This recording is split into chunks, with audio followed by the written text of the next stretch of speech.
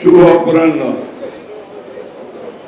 আজকে এখানে এসে আমার মনে পড়ছে বেশ প্রায় 20 বছর আগের কথা। আমি এখানে এসেছিলাম আমাদের ঢাকা সিটি কর্পোরেশনের মেয়র সাদেক হোসেন খোকা সাহেবের সঙ্গে। তখন এটা এত জাঁকজমকপূর্ণ হয়ে ওঠে নাই। এটা এখন আমরা এইটাকে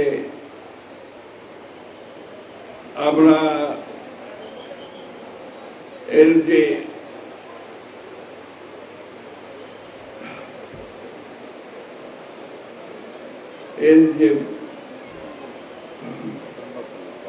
যে উন্নয়নের জন্য আমরা যে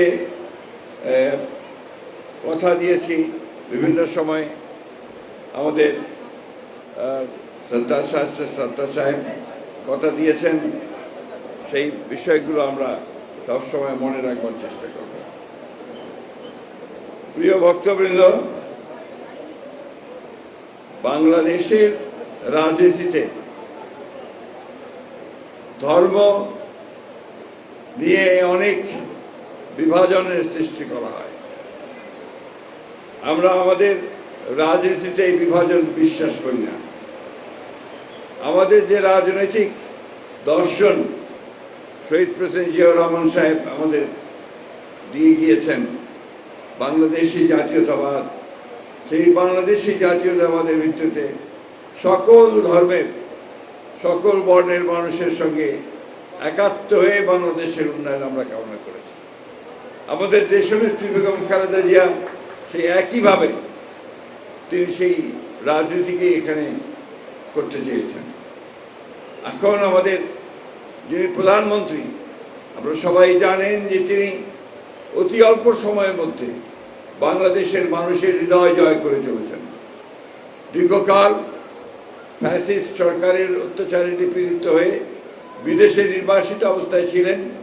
তারপরে দেশে এসে আপনাদের সহযোগিতায় বাংলাদেশের মানুষের ভালোবাসা নিয়ে তিনি একটা সত্যিকার অর্থেই একটা অবাধ নিরপেক্ষ নির্বাচনের মধ্য দিয়ে সরকার গঠন করার পরে তিনি কাজ করে চলেছেন, এবং তার কাজের প্রধান জায়গাটাই হচ্ছে সাধারণ মানুষের উন্নয়ন।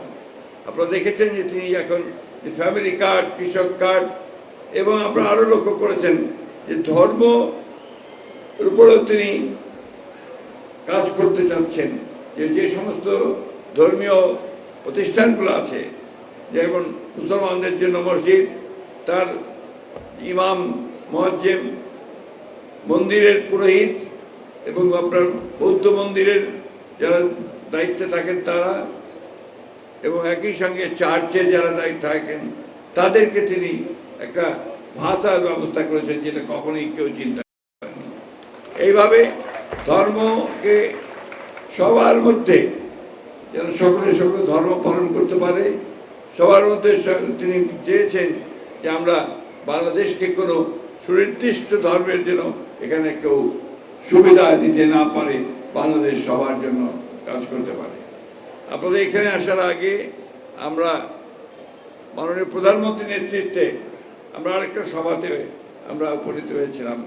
আপনারা জানেন যে এবার মহিলা সংসদ সদস্যদের মধ্যে আপনার আমাদের মাননীয় প্রধানমন্ত্রী প্রত্যেকটি ধর্মের মানুষের প্রতিনিধিত্ব তিনি নিয়ে এসেছেন, এবং আজকে ছিল আপনার সমতল ভূমিতে যারা নৃগোষ্ঠী আছেন তাদের সঙ্গে তিনি বসেছিলেন। তাদের একজন প্রতিনিধি আছেন, আপনারা জানেন যে তিনি মূলত সাঁওতাল সম্প্রদায়ের মানুষ, আন্নামিঞ্জ, এবং আজকে তারাই আজকে বসেছিলেন। এবং সেখানে একইভাবে তিনি বলেছেন যে আমরা প্রত্যেকটি শ্রেণীর উন্নয়নের জন্য, তাদের আর্থসামাজিক ব্যবস্থা পরিবর্তনের জন্য আমরা কাজ করে যাব। আমরা সেই কথাই বলতে চাই যে আমরা ধর্মীয়ভাবে কোনো বিভাজন সৃষ্টি করতে চাই না, আমরা সকলকে নিয়ে কাজ করে সামনের দিকে এগিয়ে যেতে চাই। দুর্ভাগ্য আমাদের, আমরা 1971 সালের স্বাধীনতা যুদ্ধে আমরা যখন একসাথে যুদ্ধ করে লড়াই করে হিন্দু, মুসলমান, বৌদ্ধ, খ্রিস্টান এই দেশটা স্বাধীন করেছিলাম, সেই যে বোধ, সে বোধটাকে একটা বিশেষ অপশক্তি বারবার আঘাত করার চেষ্টা করেছে। আজকেও সেটা আছে। এখানে আমাদের সকলকে এক হতে হবে, প্রতিরোধ করে তুলতে হবে, এবং সেই জন্যেই আমাদেরকে ঐক্যবদ্ধভাবে কাজ করতে হবে। আমরা অত্যন্ত আনন্দের সঙ্গে জানাতে চাই যে বিগত নির্বাচনে আপনারা আমাদের যে সহযোগিতা করেছেন, সেই সহযোগিতার জন্য আমরা অবশ্যই কৃতজ্ঞতার সঙ্গে আপনাদেরকে স্মরণ করব।